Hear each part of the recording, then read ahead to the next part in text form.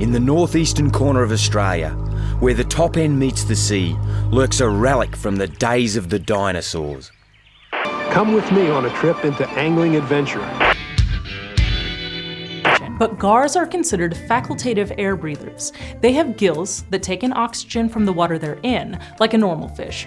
But when that water is low in oxygen, they can surface to gulp air into a specialized swim bladder.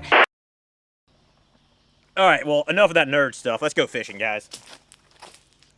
All right, guys, it is June, and you know what that means. It is Dino Appreciation Month, and we're out here catching us some real-life freshwater dinosaurs, aka the spotted gar. This toothy bastard is one of my favorite summertime fish to catch because midsummer, we get the doldrums like mad, and you just cannot catch a smallmouth, even if you were trying to, between about 11 and 2 o'clock, and that means you be with your dirty nymphing, you bastard.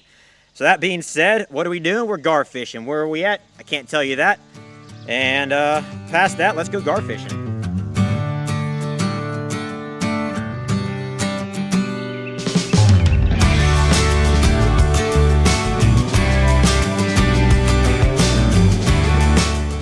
Crikey, will you look at them?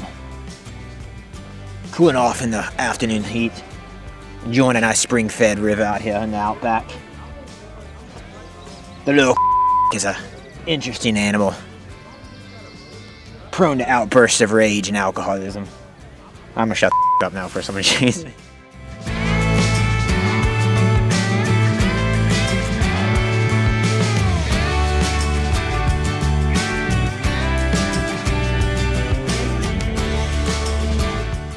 So as we were floating along earlier, we were coming up on our gar hole here, and we saw a bunch of them rising up here, rolling on the top and gulping air, and decided that we were going to post up here. My preferred way of catching these fish is definitely sitting here and sight casting them in the at ready position, but definitely don't be afraid to sit here and blind cast for them. If you see a few of these gar coming up and rolling for air, I guarantee you there's a ton more down below them, and they're always willing to eat. And it's actually a lot quicker and a lot easier to catch them by blind casting, but you never know what size you're going to catch. And you know, me being me, I'm sitting here trying to catch something that's going to put me into my backing. I don't think I've ever had one put me in my backing. I'd rather just cut that out.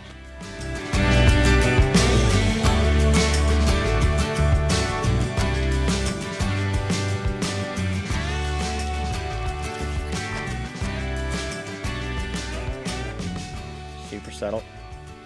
Waiting for him to pick up on it. Almost like you're jigging for a bass. You're just waiting for him to eat a little nom.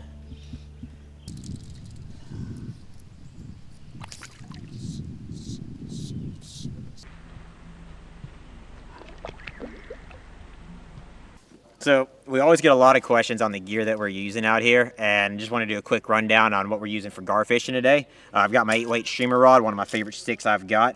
Been using the Rio 8-weight Predator sink tip that we have on our website. Go check that out. It's a fantastic line, pairs up very well with most of our streamer rods. And then finally, the Blue Line Gar Fly. Can I ever leave home without these, especially in this? I really love schlopping. Amazing Isuzu Trooper. The Blue Line Gar Fly. That is a fancy name for a very unsophisticated fly. You got you floating ahead, a hook, because we definitely catch smallmouth and stripes on these occasionally, and the occasional rock. And then the real dinger right here is this nice bit of nylon rope in the back here. If you've ever seen a gar, they're very similar to pike, but less meat, more bones, and more teeth, and they are mean. It's like they never brushed their teeth, if Mama would have said. And so we tie in these little bits of nylon rope, mostly white with a little bit of red. This one's been bled a little bit on, so it's a bit darker, obviously. But the nice thing about that is that it gets caught up in their teeth, because you cannot set a hook in their mouth. There's too much bone, too much teeth. There's nothing for that hook to actually connect with. So by having that nylon rope in the back there, it gets tangled up in their teeth and is the easiest way to catch these fish. Up the jam.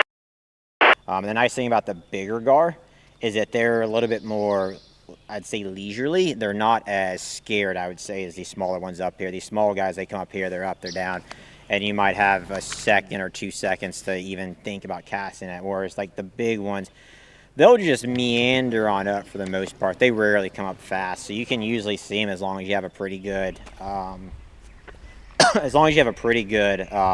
viewpoint up here. Which, me being short, I have to use the cooler for that, but it definitely makes it a lot easier for me to kind of see them cruise on up. Gives me time to take my shot and get a good cast in front of them.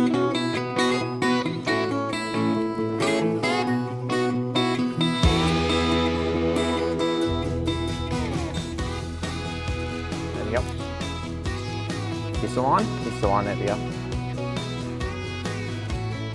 Oh, there's a big one behind him. Bringing some buddies up here.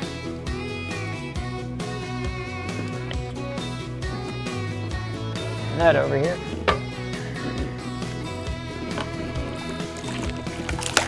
Oh!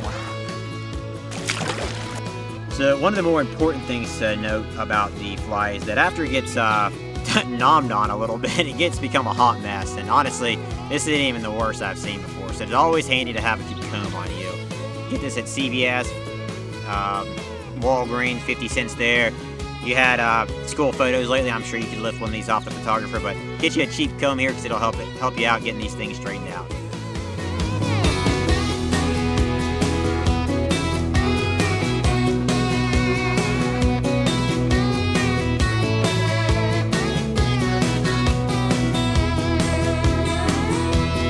All right, good as new.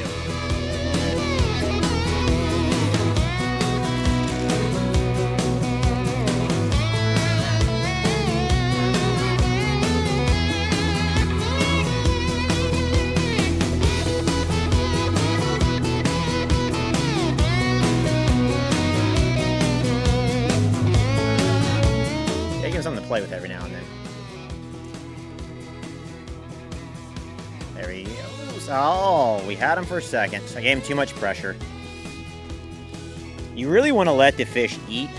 I thought he had eaten enough, but I was wrong. So when I finally actually gave it a really decent, you're not doing a hard strip set. What you're trying to do is just give it enough pressure once it has enough nylon in its mouth that it really gets tangled up in there, then it turns sideways, starts rolling on it, and it gets really tangled up in there. That's really all you're trying to do. The fish will hook itself, basically. Beer break. Look, Mom, I'm staying hydrated.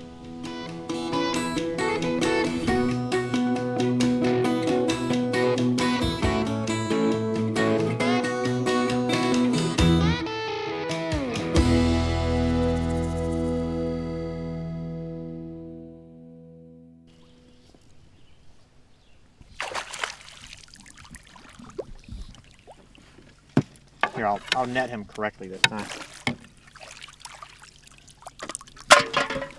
This is what we came here for. It is nasty, disgusting, slimy, but they're cool. Look at these teeth. Oh yeah. So step one, you got to get in there and pry it apart so that way you can get both jaws together. Step two, pray to God he doesn't shake his head with your hands in the danger zone here. So typically I have some mechanics gloves in my bag that I bring along for this. And surprise, surprise, we come out here for a film all about catching gar. And what did I do? I left them at the house. But there you go. Let's get your boy. Ah! Gar loose in the boat again. There's a gar on the boat? It's a dangerous weapon. So, there you go. Your North American spotted gar. This thing is nasty, it's mean, it's ornery, it's got some teeth from fucking hell. And they're not big like a pike or muskie teeth. They're razor sharp needles. And fuck, they hurt. Thankfully he's a little guy and didn't get near him, so glad for that. But this guy's disgusting. I'm gonna let him go back in the water because I want to wash my hands off. So let's send him on back home. There you go, buddy. Oh. Well, there you got it, folks.